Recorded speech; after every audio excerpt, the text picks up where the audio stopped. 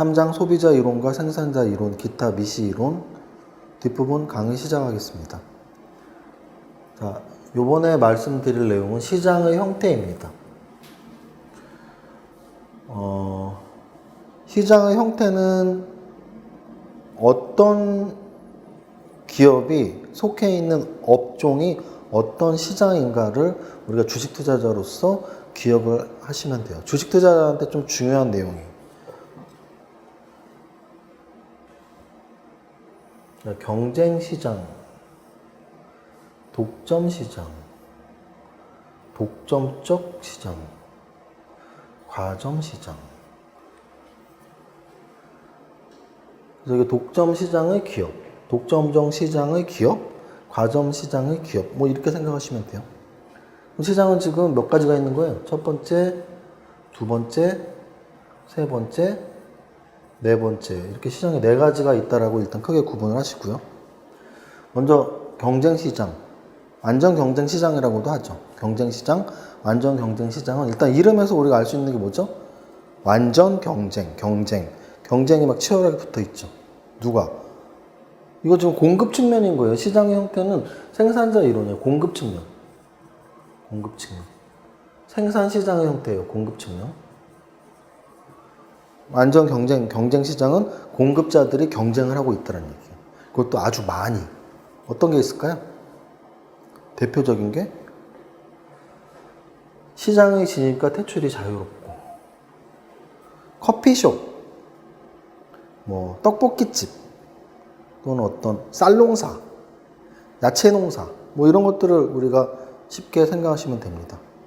커피 전문점 시장, 분식점 시장, 또는 농산품 시장, 이런 데가 바로 완전 경쟁 시장이에요. 예를 들어서 이렇게 청계산, 저는 서울이니까 청계산, 또는 뭐 어디 지역에 각 지역의 산들 가면 산 밑에, 산 입구에 뭐가 있냐면 할머니들이 이렇게 쫙 앉아서 야채를 파십니다. 근데 한 5분이 이렇게 앉아서 파시는 거 보면, 이렇게 보면은 대부분이 똑같은 야채를 팔고 있어요. 청계산에도 뭐 이렇게 뭐 나물, 산나물, 호박, 뭐 오이 이런 걸 파시더라고요. 근데 대부분이 똑같아요. 그러면 그 똑같은 제품을 파시는 할머니 5분이 그 야채를 비슷한 가격으로 팔까요? 다른 가격으로 팔까요? 너무나도 비슷한 가격으로 팔겠죠. 만약에 저 같은 손님이 여기에서 이 나물 얼마예요? 똑같은 나물 옆에서 얼마에 했는데 저가 보기에 똑같은 나물이면 당연히 싼 데서 사지 않겠어요? 그래서 완전 경쟁 시장의 특징은 뭐냐면 바로 가격 수용자라는 뜻입니다. 그 할머니들이 직접 가격을 결정할 힘이 없이 전국에 있는 나물값을 그냥 받을 뿐이에요. 마찬가지로 전국에 있는 떡볶이 비슷하게 한 접시에 3,000원씩 받을 뿐이에요. 그게 바로 완전 경쟁 시장의 속해 있는 기업들은 가격 수용자라는 뜻입니다. 시장에서 그러한 기업들은 진입이 자유로워요. 아무나 사실 떡볶이 가게 할 수 있잖아요. 아무나 산 밑에서 나물 팔 수 있잖아요.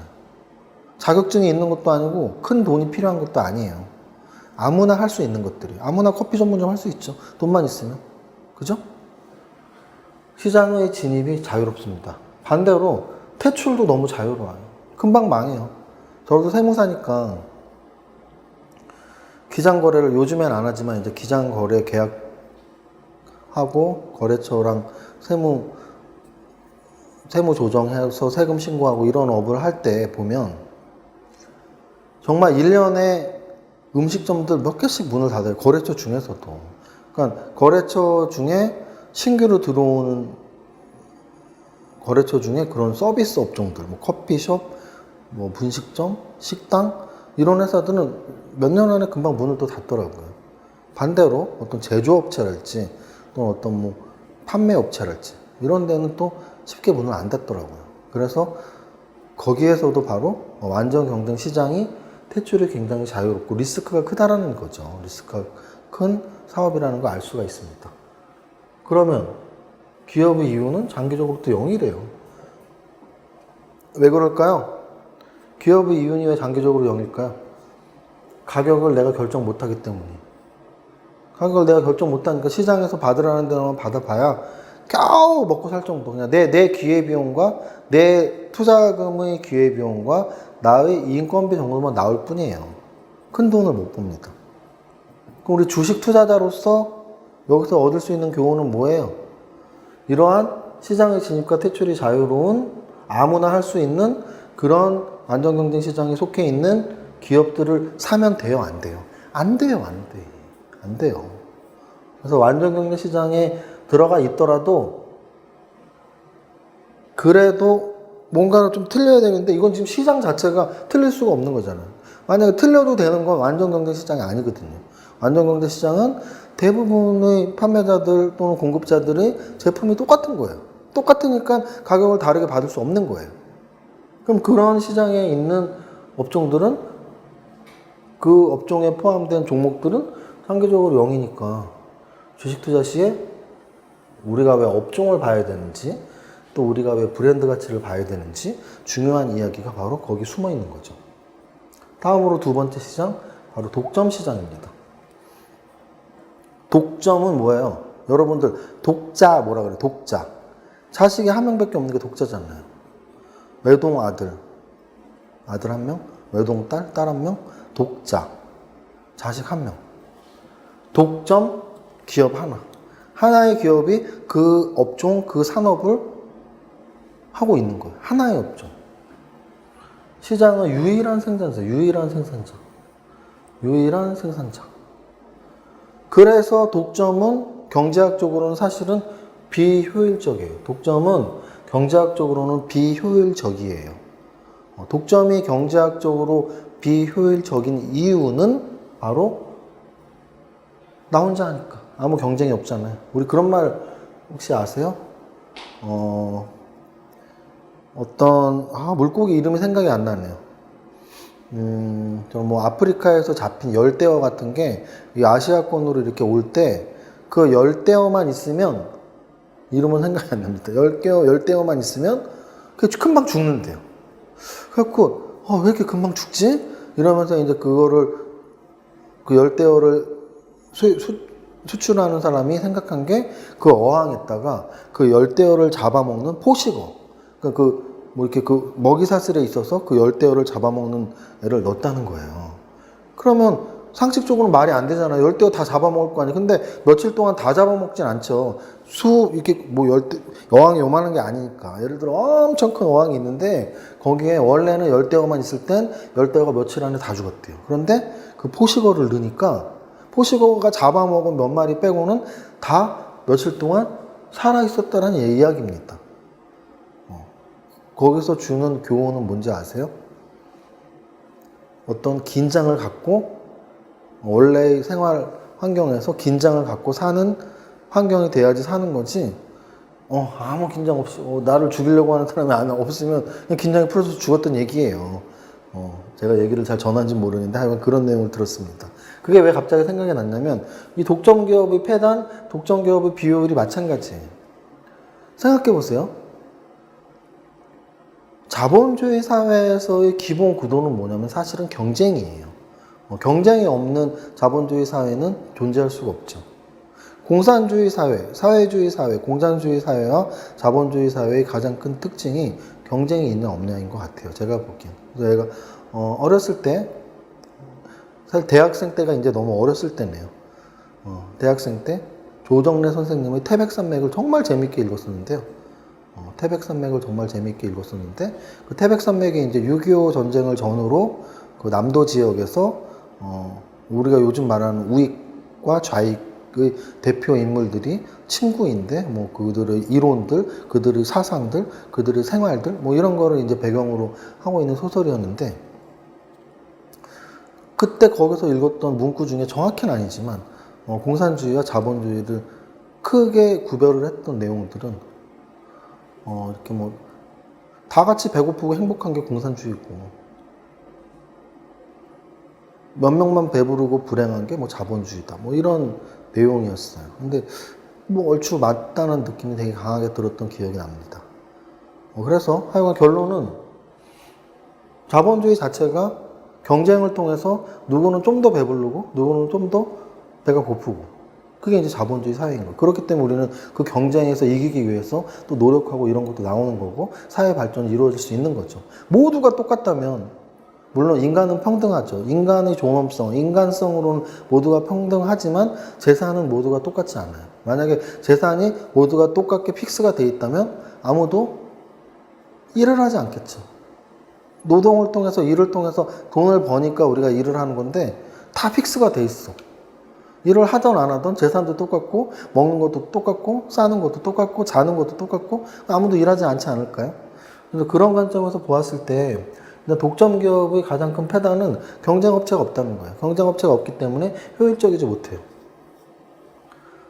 그래서 핵심 자원을 보유하고 있는 경우, 또 정부가 배타적인 권리를 부여한 경우, 또는 너무나 심한 가격 경쟁력이 있는 경우, 뭐 이 정도예요.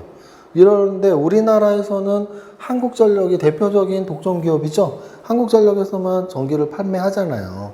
유일한 공기업으로서 한국전력이 독점 전기업체예요. 한국전력의 주가가 어떠냐? 그닥이에요, 그닥. 정말 한국전력이 독점으로 전기를 잘 효율적으로 비용 통제를 해서 효율적으로 영리기업이었다면 굉장히 큰 주가 상승이 있었을 거예요. 그런데 효율보다는 효과를 따지는 영리기업이긴 하지만 약간의 공공성이 있는 공기업, 그리고 독점 기업이긴 하지만 가격 제한을 어느 정도 둬야 되는 그런 전기업체이기 때문에 우리나라의 거의 대표적인 독점 기업인 한국전력은 그렇게 주가 메리트가 있다라고 할 수 없지요. 제가 보기엔. 그죠? 그 다음 세 번째 시장은 바로 독점적 경쟁 시장이에요. 독점적 시장, 독점적 경쟁 시장의 기업들의 특성을 일단 보세요. 많은 수의 기업. 이거는 경쟁 시장하고 비슷하죠. 많은 수의 기업이 들어가 있어요. 그럼 경쟁 시장은 뭐가 다르지? 바로 상품이 차별화되어 있어요. 아까 제가 말씀드렸던 산 밑에서 파는 나물은 다 그 나물이 그 나물이에요. 그죠? 그런데 상품이 차별화되어 있는 독점적 기업들이 있어요. 예를 들어서 아까 말한 떡볶이집도 그냥 자판대를 깔고 있는 떡볶이집들은 어떻게 보면 완전 경쟁 시장이에요. 강남역 근처에도 자판대가 있는데 거기 뭐 다 떡볶이 1인분에 뭐 3,000원 하겠죠. 그런데 브랜드 가치가 있는, 예를 들어 뭐 국물 떡볶이, 조수 떡볶이, 국대 떡볶이 뭐 이런 식으로 브랜드 가치가 있는 떡볶이는 자기네가 어느 정도 가격 책정을 할 수가 있죠. 왜? 차별화된 상품이니까. 우리 거 겁나 매워. 야, 우리 거 먹으면 그냥 열이 이렇게 나갖고 모든 스트레스 다 풀어. 응? 무지 매운 떡볶이를 내가 만들었어요. 무지 매운 떡볶이. 막 태국 고추랑 전 세계에 있는 매운 거 다 넣어갖고 이거 1인분만 먹으면 그냥 땀이 그냥 한 바가지가 나오고 오늘 받았던 스트레스가 다 절로 날아다녀요. 그리고 1인분에 10,000원. 그럼 사람들이 야, 이거 무슨 떡볶이가 1인분에 10,000원이야? 외국의 고추가 너무 비싼 고추 썼어. 그래서 일단 한번 잡숴봐. 일단 한번 잡숴보면 스트레스 쫙 풀려. 그리고 광고를 하는 거예요. 그러면 10,000원에 먹고서 입소문이 나겠죠. 야, 그 떡볶이 먹으면 아주 날라가 머리가 너무너무 기분 좋았어. 그러면 3,000원짜리 세 그릇 먹느니 나 10,000원에 한번 무지 매운 것 먹을래. 상승 잘 될 수도 있죠. 왜? 차별화된 상품이니까. 그래서 독점적 기업의 특징은 차별화된 상품이에요. 요것만 틀려요. 보세요. 경쟁 기업하고 뭐가 달라요? 많은 수익 기업 똑같죠. 자유로운 진입 대출 똑같죠. 오로지 다른 건 차별화된 상품이에요. 그럼 독점적 기업에서는 뭐가 많을까요? 바로 광고가 많아요. 광고. 마케팅이 많아요. 왜 많을까요? 광고랑 마케팅이? 알려줘야 되잖아요. 아니, 사람들은 떡볶이는 다 떡볶이라고 생각할 거 아니에요. 근데 광고를 해야죠. 우리 회사는 세계에서 가장 매운 향신료와 가장 매운 고추를 쓴 세계에서 가장 매운 완전 매운 떡볶이. 그러면서 실제로 매운맛 막 대회를 막 하는 거예요. 그럼 다 나가 떨어져. 절대 이거 못 먹어. 이거 먹으면 금 10돈 줄게. 한 100명 중에 1명 먹는 거죠. 그런 대회도 열고. 이벤트, 광고, 마케팅, 신제품 개발. 어떻게 보면 밸런스 투자 아카데미도 독점적 기업이라고 할 수도 있어요. 독점적 시장에 속해 있는 기업. 왜냐하면 뭐 이런 강의하는 학원, 재테크 강의를 포함한 이런 주식 투자 학원들 많은 수요 기업이 있겠죠. 자유로운 진입과 퇴출이 있겠죠. 저희가 밸런스 투자 아카데미 만들 때 어느 누구도 못 만들게 하지 않았고, 또 제가 나간다고 해도 어느 누구도 말리지 않겠죠. 많이 있으니까. 그런데 차별화된 상품 역시 존재하죠. 왜? 밸런스 투자 아카데미는 3박자에 맞춰서 하고, 대표가 이세무사인데 어쩌고 저쩌고 저쩌고.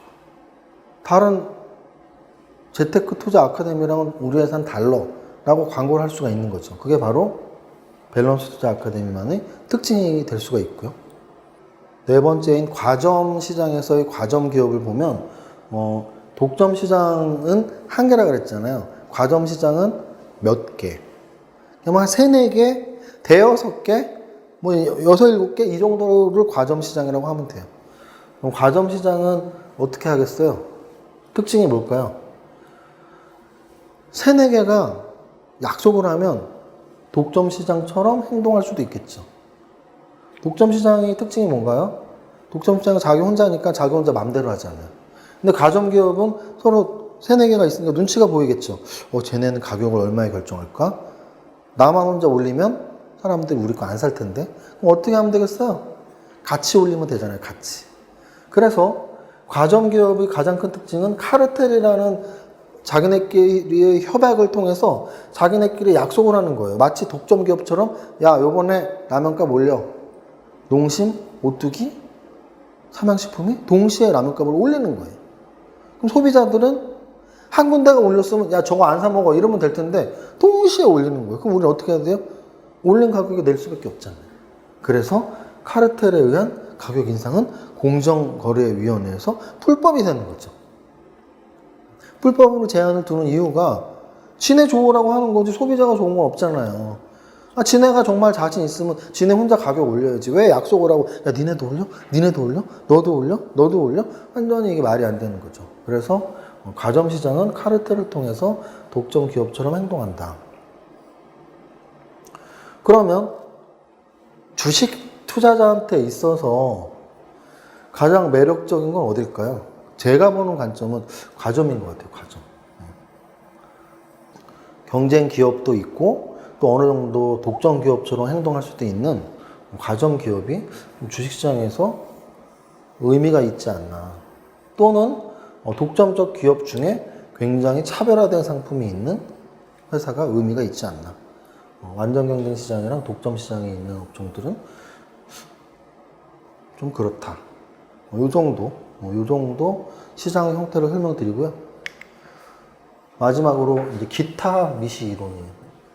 여기 뭐 미시가 미시족 뭐 이런 미시가 아니에요. 이 미시는 좁게 바라볼 때 미시, 거시는 크게 바라볼 때 거시. 기타는 소비자 이론, 생산자 이론, 뭐 생산 시장 이론을 했는데 좀 요즘 최근의 경제학 이론들 또는 좀 특수한 공공경제학 같은 거를 좀 요약을 좀 해봤습니다. 3가지로. 정보경제학이 있는데요. 정보 이론들. 또 행동경제학이 요즘 좀 있고, 또 공공경제학, 재정학이라고도 하는데요. 우리 재정학 또는 공공경제학에서 좀 중요한 내용들을 한번 요약을 해봤는데, 먼저 정보의 비대칭을 보면, 저희 3박자 분석법에서도 정보가 굉장히 중요하다고 말씀을 드렸는데, 정보 이론에서는 정보가 너무 중요한데 단점이 있다. 이해 당사자들이 정보를 공유하지 않을 때 굉장히 큰 문제가 생긴다. 그 가장 큰 예가 바로 역선택이라는 게 있어요. 역선택은 이런 중고시장, 보험시장의 사례를 들 수 있는데, 보세요. 중고차 시장이 있어요. 매수를 하려고 오는 사람과 매도를 하러 오는 사람이 있어요. 중고차에 매수를 하러 온 사람들은 어떤 사람들일까요? 좋은 차를 사러 온 사람들이겠죠. 좋은 차를 사러 온 사람들. 중고차 시장에 차 보러 가는 사람들은 좋은 차를 보러 가는 사람들이에요.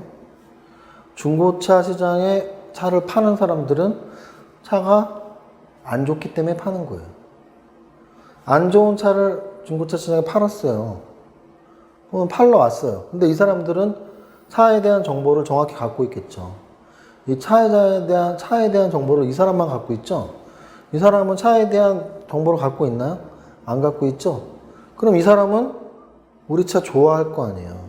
그럼 이 사람은 그래 그 차 좋네 하고 살 수밖에 없죠. 그게 바로 역선택이에요. 안 좋은 차만 남게 되고 이 사람들은 그 안 좋은 차만 사게 된다. 역선택, 거꾸로 선택하게 된다. 마찬가지예요. 보험 시장도 마찬가지. 보험 회사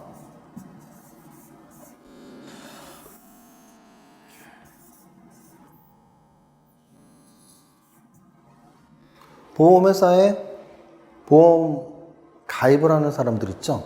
예를 들어 생명보험을 할게요. 생명보험을 가입하는 사람들은 내가 몸이 안 좋은 사람들일까요? 좋은 사람들일까요? 몸이 안 좋은 사람들이 가입을 하죠. 얼마 있으면 나 뭐 암 걸릴 것 같아. 배도 아파. 가입을 합니다. 건강한 사람은 가입 잘 안 해요. 생명보험회사에 가입을 하는 사람들은 건강하지 않은 사람들이에요. 보험회사에서 원하는 사람들은 어떤 사람들일까요? 건강한 사람들이죠. 왜? 건강한 사람들이 가입해야지 보험금이 안 나갈 거 아니에요. 골골골 해갖고 내일 모레 죽을 사람을 가입하면 보험금이 나갈 거 아니에요. 그래서 보험회사에서는 건강한 사람들만 원합니다. 그런데 가입하는 사람들은 건강하지 않은 사람들이에요. 근데 이 정보를 누가 갖고 있죠? 가입자가 갖고 있죠. 그럼 가입자는 어떻게 하겠어요? 나 건강해 라고 하겠죠. 나 건강합니다. 가입해 주세요. 그런데 실제 보면 건강하지 않은 사람들이 많이 섞여 있죠. 그래서 보험업법 같은 데에서는 고지 의무 뭐 이런 것들이 있어요. 그래서 상호간에 보험회사도 정확하게 계약을 알릴 의무가 있지만 가입자도 정확하게 내가 어떤 병력이 있는지 지금 어떤 병이 있는지 정확하게 가입자가 알릴 의무가 있는 거예요. 자, 이 정도로 뭐 정보의 비대칭은 간단히 보고요. 주식시장에서의 역선택과 도덕적 위험도 있어요. 주식시장에서 아까 보험시장, 증거시장 말씀드렸잖아요. 이제 주식시장이에요. 주식시장. 주식시장에서의 역선택, 도덕적 위험 같은 건 뭐냐면 우리도 정보를 똑같이 공유하면 좋잖아요. 그런데 우리가 지금 공유하는 것 중에 개인과 외국인의 기관 동향, 외국인 동향은 우리가 알 수 있지만 어떤 작전 세력들이 어떤 종목을 들어가는지 알 수가 없다고요. 그죠? 정보를 똑같이 알면 좋은데 이 작전 세력들은 자기들이 어떤 종목에 매집을 들어가면서 마치 그렇지 않은 것처럼 야, 이 종목 이제 뭐 세력들이 이제 매집 들어가는데 무슨 재료가 있대. 재료를 갖고 있는 사람들이 자기들이 약간 거짓 재료들을 퍼뜨리고 또 그걸 듣고 있는 우리들은 그런가 보다. 이런 주식시장에서 정보를 갖고 있는 사람들이 거짓 정보를 퍼뜨리고 정보가 없는 사람들은 그것을 믿을 수밖에 없는 그래서 공정공시 제도가 나온 거예요. 이런 경영자들이나 작전 세력들이 정보를 갖고 있잖아요. 작전 세력은 빼고더라도 경영자들, 대주주들은 정보를 갖고 있잖아요. 그 정보를 지네만 갖고 있어요. 지네가 또 그걸 이용해요. 그거를 방지하기 위해서 정보를 똑같이 알아야 된다는 개념이 바로 공정공시 제도입니다. 다음으로 행동경제학에 대한 이야기를 잠깐 해보면요. 사람들은 항상 합리적으로 행동하는 것은 아니다. 이게 행동경제학이에요. 왜냐하면 이 행동경제학이 왜 나왔을까요? 경제학의 원래 기본은 뭐냐면 사람들은 모두 합리적이다 해요. 그래서 경제학의 이론들, 재무관리 이론들이 물론 그런 가정이 있음으로써 경제학이 발전하긴 했지만 어떨 때 어떤 이론들을 보면 좀 어거지로 보여요. 왜? 사람들은 모두 합리적이지? 의심을 품어야죠. 안 합리적인 게 너무 당연한 거 아닙니까? 안 합리적으로 행동할 때가 많고 감정적으로 행동할 때가 많으니까 사람 아닌가요? 저는 그렇게 봐요. 합리적이지 않으니까 사람이다. 감정적이니까 사람이다. 만약에 늘 합리적이고 늘 감정적이지 않다면 그거는 기계 아닌가요? 기계? 로봇 아닌가요? 우리가 로봇가 아니고 우리가 기계가 아닌 이유는 우리에게 감정이 있기 때문이에요. 제가 경제학 공부할 때 처음 머릿말에서 봤던 차가운 머리, 뜨거운 가슴. 그게 바로 우리가 사람이기 때문이에요. 기계는 차가운 머리, 차가운 가슴. 아니 심지어는 가슴이 없겠죠. 기계는 가슴이 없겠죠. 사람이니까 차가운 머리와 뜨거운 가슴으로 공부도 하고 일상생활에 적응도 하는 거죠. 그래서 행동경제학은 사람들이 늘 합리적으로 행동하는 게 아니라고 말을 해줍니다. 우리에게. 또 하나 공평성에 관심을 갖거나 일관된 행동을 유지하지 못하기도 한다. 그죠? 경제학에서는 보통은 효율성에 관심을 가져요. 경제학은 기회비용이다, 뭐 기업의 목표는 이익이다. 이 모든 것들이 효율적이에요. 한계 효용, 뭐 한계적인 계산을 하는 것 자체가 효율을 가장 중요시해요. 그런데 사람들이 효율에만 관심 갖는 게 아니야. 공평성에 관심을 가질 때도 많어. 행동경제학을 보니까 우리들이 막 이렇게 자기 이익만 생각하는 게 아니고 좀 도움을 필요로 하는 사람을 보았을 때 사람들은 도와주기도 한다는 거죠. 내가 다 갖지를 않고 나누기도 한다는 거죠. 그건 전혀 효율적이지 않은 거예요. 그런데 사람들은 그렇게 행동하는 사람도 있다라는 겁니다. 또 아니 이럴 땐 이런 행동, 그럼 비슷한 경우가 나오면 또 똑같은 행동을 해야 돼요. 그런데 사람들은 일관적으로 행동 안 할 때도 있어. 왜? 사람들은 감정적이고 합리적이지 않고 공평성에 관심을 갖기 때문이야 라고 말하는 게 바로 행동경제학입니다. 다음으로 마지막 공공경제학, 재정학이라고도 하는데요. 공무원이 되시는 분들, 뭐 행정고시랄지 공무원 시험 볼 때 재정학 공부를 해요. 왜? 공무원들이 공부해야 되는 경제학이에요. 공공적인 경제학이니까. 공공경제학에서 재화를 네 가지로 나누는 거를 여러분들한테 체크를 해놨는데요. 볼까요, 한번? 자, 먼저 배제할 수 있는 배제성이 있느냐, 배제성이 없느냐. 또 우리가 경합할 수 있는 경합성이 있느냐, 경합성이 없느냐. 자, 배제성은 뭐냐면 야, 너 이거 소비하지 마. 못하게 하는 거야. 못하게 하는 거. 못하게 할 수 있느냐, 없느냐. 경합성은 뭐냐면 2명 이상이 사용하면 소비가 돼서 사라지는 거예요. 사라지는 경합성이 있느냐, 없느냐. 보세요. 배제성도 있고 경합성도 있는 건 뭐냐면 일반 사유제예요. 일반 사유제. 우리가 소위 말하는 슈퍼에서 살 수 있는 물건. 소비재들. 생각해 보세요. 슈퍼에서 배제성이 있죠. 왜? 돈 낸 사람들만 살 수 있잖아요. 돈 안 낸 사람 갖고 갈 수 있나요? 못 갖고 가요. 또 슈퍼에서 돈 낸 사람들이 하나씩 갖고 가면 물건이 다 없어지죠. 당연히 경합성이 있다는 얘기죠. 배제성, 경합성 모두 있는 게 우리가 보통 생각하는 소비재 사유재입니다. 다음으로 배제는 할 수 있는데 경합은 안 돼요. 배제, 야, 너네 이거 하지 마. 못하게는 할 수 있는데, 이거부터 할까요? 배제도 못하고 경합도 못하는 건 뭘까요? 바로 공공재예요. 이게 공공재예요. 사유재의 반대말이에요. 사유재의 반대말. 자, 사유재는 돈 내고 사는 거예요, 한마디로. 돈 내고 슈퍼에서 사는 게 사유재예요. 공공재는 돈도 안 내고, 나 그냥 아무것도 안 해도 혜택 다 받아. 뭐가 있을까요? 뭐가 있다고 써있나요, 여기? 국방, 기상 뭐 이런 거 써있죠. 보세요. 세금 낸 사람만 군인이 지켜주나요? 전쟁이 났는데 군인이 우리나라 국민을 지켜주면서 너 세금 냈어, 안 냈어? 세금 안 냈어? 너 나가 죽어. 이렇게 안 하잖아요. 기상청에서 예보를 합니다. 일기예보. 자, 지금 장마철의 영향으로 고기압이 뭐가 오고 어쩌고 내일은 더 죽습니다. 비도 옵니다. 그거 야, 너네 세금 안 냈으니까 일기예보 듣지 마. 이런 거 아니잖아요. 국방, 기상 서비스 이런 것들은 배제를 시킬 수가 없어요. 그냥 전 국민이 다 받아. 또 경합도 안 돼요. 모두가 다 받아도 상관없잖아요. 뭐 일기예보 1000만 명이 받는 거랑 500만 명이 받는 거랑 뭐가 일기예보에 대한 가격이 달라지나요?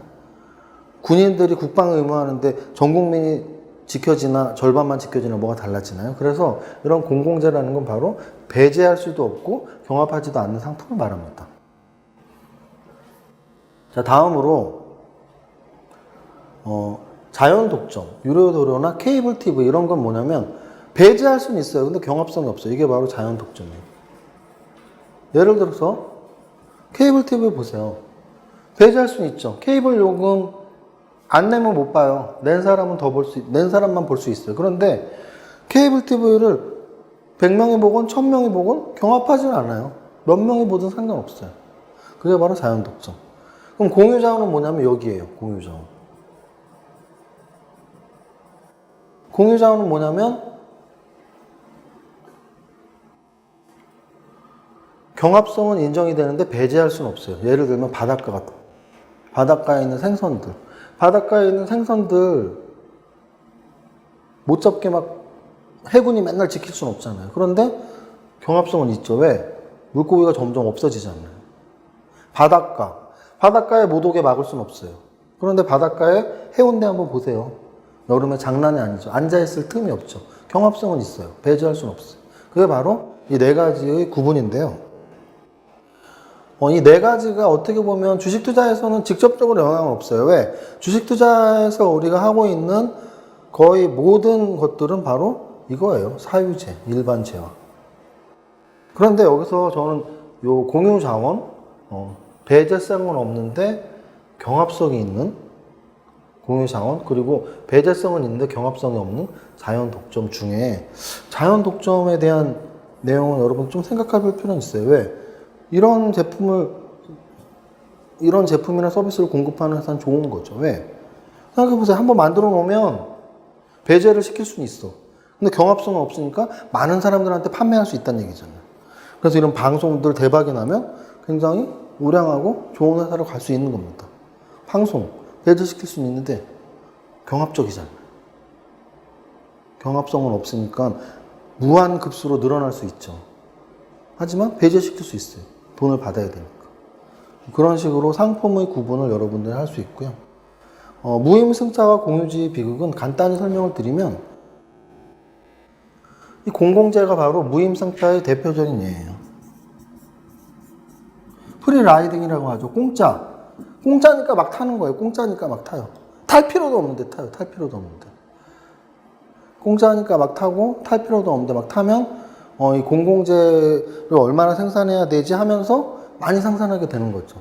그렇게 많이 생산할 필요도 없는데 그게 바로 무임승차예요. 또 공유지 비극은 뭐냐면 이러한 공유 자원들 배제할 수는 없는데 경합성이 있는 것들. 예를 들어 바닷가 배제할 수는 없어요. 경합성은 있어요. 해운대 같은 바닷가 여름에 완전 쓰레기 처리장으로 바뀌죠. 그게 바로 공유지 비극이에요. 예를 들어 산속에 있는 좋은 그런 공기들 산에 가서 다 더러워지잖아요. 쓰레기 엄청 버리죠. 그게 바로 공유지 비극이에요. 내게 아니잖아요. 자기 집에서 침 뱉는 사람 없잖아요. 자기 집에서 유리병 깨는 사람 없잖아요. 그런데 해운대 바닷가 가서 유리병 깬다고요. 그게 바로 내게 아니니까 공유지가 망가지는 거예요. 실제 경제학 책에서는 공유지 비극을 양이 먹는 그런 풀이 나는 초원을 예를 들었습니다. 초원이 있는데 이 양 주인들이 초원에 계속 가서 양이 풀을 뜯어 먹여요. 그러면 그 공유지는 금방 풀이 자라지 않습니다. 사유지의 양 뜯어 먹는 초원은 주인이 적당한 양의 풀을 뜯어 먹게 하고 또 풀을 자라나게 하고 왜? 자기 땅이니까. 자기가 계속 거기서 양을 키워야 되니까. 하지만 공유지는 아무도 책임을 지지 않죠. 그게 바로 공유지 비극입니다. 그러면 이 정도로 지금 현재 주식 투자자를 위한 경제학 강의 1장, 2장, 3장까지 일단 미시 파트는 마무리를 짓고요. 다음 파트부터 4장, 이제 거시 파트가 시작되는데요. 4장에서 강의 계속 진행하겠습니다. 감사합니다.